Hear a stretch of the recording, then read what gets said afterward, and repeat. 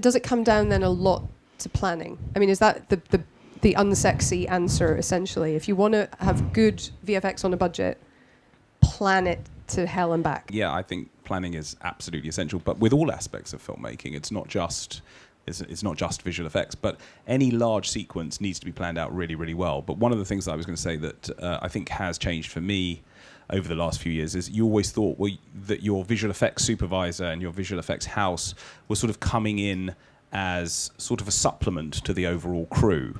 And I think that one of the things we did very specifically, because we all happened to be mates as well, so it was an easy thing to do, was that JC, who was our visual effects, what would you call him, visual effects controller, visual effects supervisor, that's it, visual effects supervisor on Jonathan Strange and Mr. Norrell, was as important as our production designer, as important as our DOP, and was a key head of department right from the very beginning of formulating the show.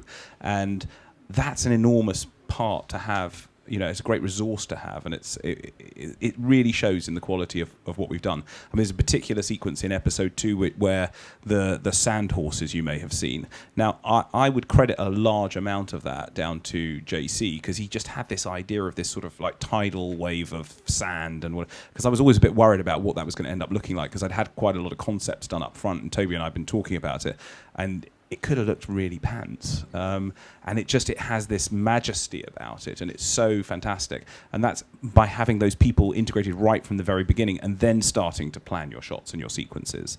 So storyboards are very, very important. I mean, we live in a world, economically in any business, where people want more for less all the time. And the only way you can achieve that is by planning thoroughly. There is no time on any set, anywhere you go to. And technology hasn't even helped filmmakers there, really, because the old days you used to have to change mags of film, and it gave you a couple of minutes to maybe go to the actor and have a chat, or anybody and have a chat, and now you don't need to. So, in fact, there is no time to chat. So it is just planning. I mean, we work on projects, and especially with independent films being, sometimes they don't happen at the last minute and they come back next year. So you can live with projects for a decade before they even get made. We worked, on that particular show, we worked for 3 years from start to finish of chat and planning and discussion. Talk about post-production. Before even a script had been written, we were designing sequences and chatting about what could be done. We finished a film recently where visual effects was chosen because the location, a physical location couldn't be found, which is part of the narrative of a story. It's a film that isn't at Cannes, called High Rise. And we got to make some buildings and an environment for that movie against green screens. In fact, there's 360 shots of complete digital environments that hopefully people won't be able to see isn't real. So forget your Ultron massive mega destruction battles and cities crumbling. One of the very enjoyable things in creating visual effects is the seamless, invisible shots where people were looking at a car park, and then the finished version, they're looking at something beautiful or appropriate to the story. So economics, location, all of these things will decide.